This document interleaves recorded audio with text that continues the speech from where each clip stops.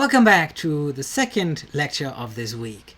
Where had we left off? Well, I had left you with this intriguing question about where the Polos thought they were heading if they didn't even have a proper map, right? We looked at that map, the kind of map that would have been to the if they even had a map, and that was a pretty lousy map as far as accuracy is concerned. Meanwhile, shifting from Venice, right, let's remind ourselves that's right there, beginning in the 13th century, 1206, Mongol nomadic tribes under Genghis Khan took control of northern China and Central Asia, Persia, and parts of the Middle East. And you see that beautiful interactive map here, right? It starts in 1206, right? That's where Mongolia is, and it expands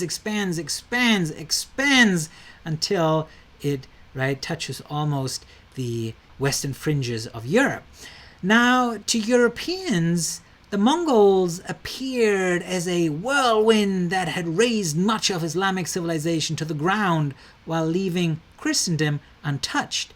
And this is actually a citation from the introduction to that work on Marco Polo we are reading. And if you want to read that introduction, it's in the supplementary readings for this week. This is from page 19. You don't have to read it, but if you're interested, I strongly encourage you. It's a really interesting piece, or you could download it and read it again over Thanksgiving or whenever you have some time. The Pope in Rome, right, who was at the time really the highest authority in Europe, envisaged prospect of vastly enlarging the reach of Christianity, of Catholicism, and he actually sent out envoys to Mongolia to negotiate a talk to Genghis Khan. Now, for European merchants like the Polos, this new geostrategic reality presented for the first time the possibility to travel in relative security across the full breadth of Asia, regardless of religion. Because before then, you might remember, right, there was that conflict between Christianity and Islam. So what do the Mongols have to do with China? What does it have all to do with our class? Well, the Mongols, right, if we think of them as having started out in Mongolia, in the northern steppes, in northern and north central Asia, they ultimately conquered also what we now usually call China. And they actually founded a dynasty, the Yuan dynasty, a relatively short-lived dynasty as far as Chinese dynasties are concerned, but nevertheless a very important one. Lasted from 1271 to 1368. And its first ruler was Kublai Khan, or Yuan Shizu in Chinese, who was the grandson of Genghis Khan, the founder of that Mongol Empire. Now, if the fifth emperor of the Mongol Empire, or Mongol dynasty, he completed the conquest of China in 1279 that had been started by Genghis Khan. And he was really the first Yuan dynasty ruler who ruled all of China. So here's an intriguing question for you. Do we call him a Chinese ruler? Do we call him a Mongol ruler? What do we call him? Well, certainly he was the first Yuan ruler of the whole of China, and interestingly, he adopted Chinese political and cultural modes and customs. Chinese civilization essentially prevailed during the Yuan dynasty. The Yuan also promoted economic growth by rebuilding the Grand Canal. We'll be talking more about that in subsequent lectures, and extending highways. In 1260, the Yuan created the first unified paper currency. And as you can nicely see on this map here, the red boundaries are the boundaries of present-day China. So the Yuan dynasty really was much bigger than China today, or China even during its last dynasty. Now, there's two readings for this week, and one of them is called Why Go at All, and it's really about Marco Polo and the motivation for him and his family to venture on that journey. And as you will see, it focuses very much on the growing importance of trade in exotic products from Asia, especially in spices. Remember I showed you those images of spices last week? Well, that's where it all comes in. It also focuses on luxury items such as fine bakram from Armenia, Baghdadi pearls, rubies from Central Asia. For the reading quiz, I want you to share some impressions from that reading, and I really want you to comment a little bit on what kind of products were traded by Venetians like the Polos. And maybe you even have to look up some of those terms because you don't even know what bakram is.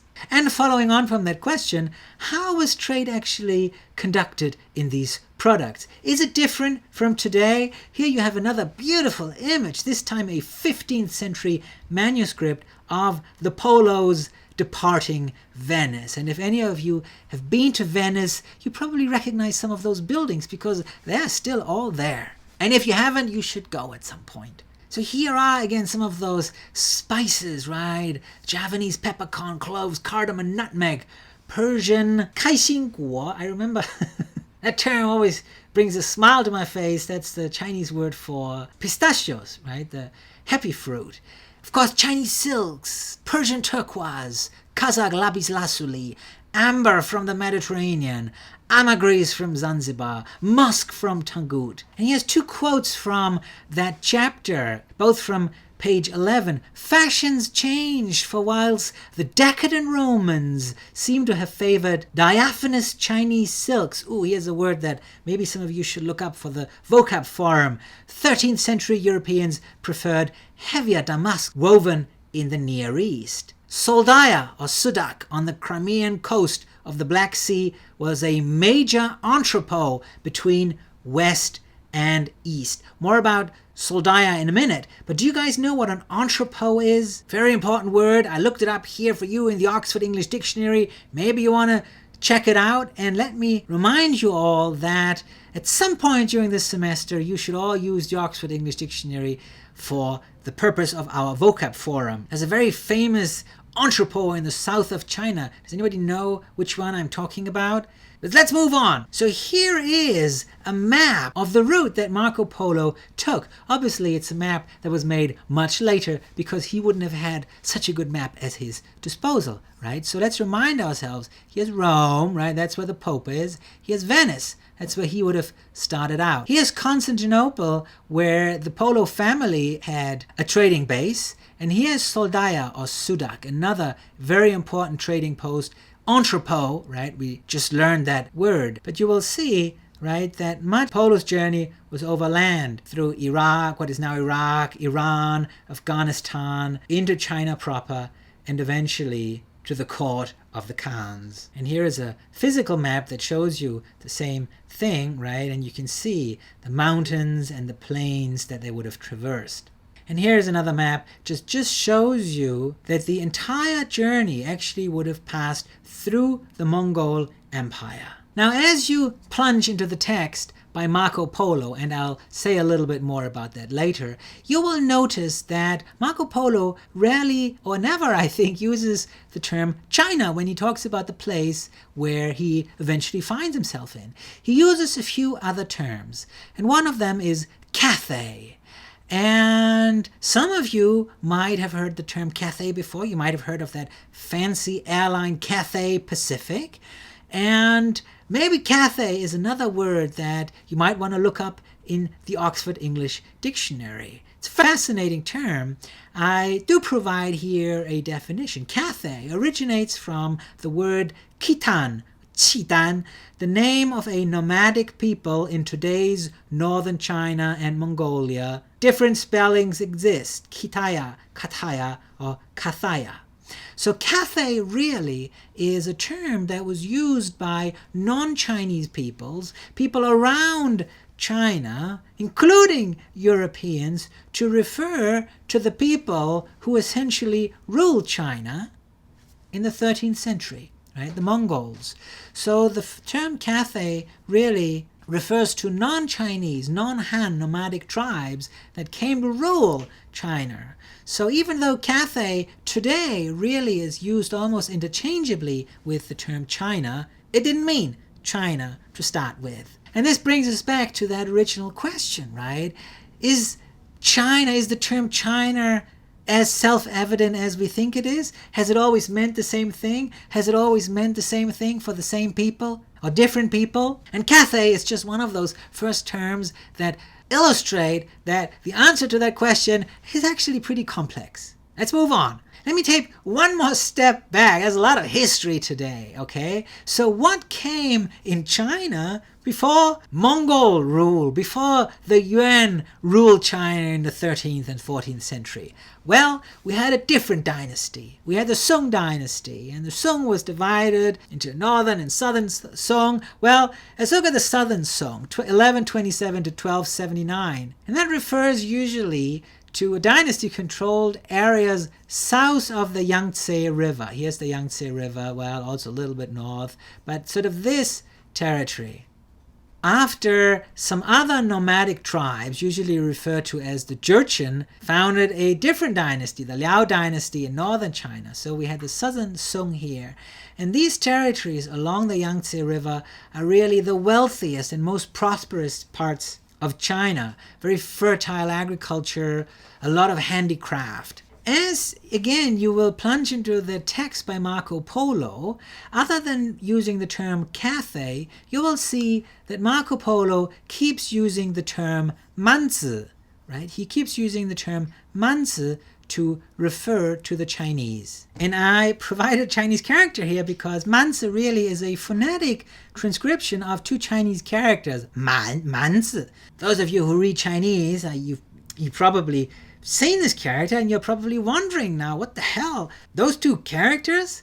Well, Manzi was a derogatory term meaning really barbarians of the south. Man, the first character, really refers to non-Chinese southern tribes, like way down here. And the Chinese used this character to refer to them. However, during the Jin dynasty and then later during Mongol rule, the Mongols used the term Manzi to refer to the former southern Sung dynasty and the lands south of the Yangtze. So they called them southerners or barbarians of the south, again as a derogatory term to indicate that they were now the rulers of China and the folks of the southern Sung were essentially their subjects, right? So it was a term not used by the Chinese to describe themselves. It was used by the Mongols to refer to the former subjects of the southern Sung. Well, how do you feel? How do you think the inhabitants of the southern Sung felt about that, being referred to as barbarians of the south? So you see, racial slurs and prejudices and ethnic insults are nothing new, right? They've been around even during medieval times and probably even longer than that. Now, what is really interesting is that when Marco Polo uses the term Manzi, he obviously does not know any of the history of that term, right? He just heard Mongols with whom he had a lot of contact use that term to refer to the Chinese, and he just thought that that was probably a term for those Chinese, right? So he used this term Manzi really just to refer to the people living in these parts of China where he spent a lot of time traveling, and he brought that term back to Europe. And this term, Manzi, sometimes also transcribed as Mangi, was a term that was used in Europe pretty much up to the 16th century to refer to the Chinese. And it's a term that can often be seen on maps depicting China. I think we'll look at one at some point a little later on. But please look out for that term. Page 206, 207, for example, he keeps referring to Manzi. And if you're wondering what it is, well, now you know. By the way, this is a good reminder for me to tell you that if there's just too much Chinese history that I'm covering here, I posted a link to a very good, very brief history of China by Morris Rosabi on iLearn, so you could reference that. And of course, there's also always Wikipedia. And of course, you're also welcome to email me. Okay, and now I want to just say a few words about this week's main written assignment, another critical reading response. And for that, I really want you to follow in the footsteps of Marco Polo. And I want you to read from his accounts of his travels in China. So I've put up a PDF with excerpts from his travelogue. It's very long. Read as much of it as you like, but you have to read pages 195 to 213 from chapters 5 from Beijing to Quanzhou. Okay? And then reflect on the following question. What are the observations that Marco Polo found most noteworthy during his trip to Quanzhou? What seems most impressive to him? To what degree does his account allow us to speculate about the degree of sophistication, religious tolerance, and wealth in 13th century China, especially when compared to Marco Polo's native Venice or Europe as a whole? Finally, are you or are we as 21st century travelers still impressed by these observations? And do any of those observations still resonate today? Now, please articulate your reflections in a longish paragraph, about 300 words, maybe no less than 250, maybe try not to exceed 500. Please make sure to support your observations with references to that text by Marco Polo. Provide accurate citations. And finally, please comment on at least one of your peers' observations. Did any of your peers maybe notice anything that you also found interesting and that you had missed? So I'd like to get some dialogue going in that forum. And I look forward to reading your responses, and I'll see you again next week.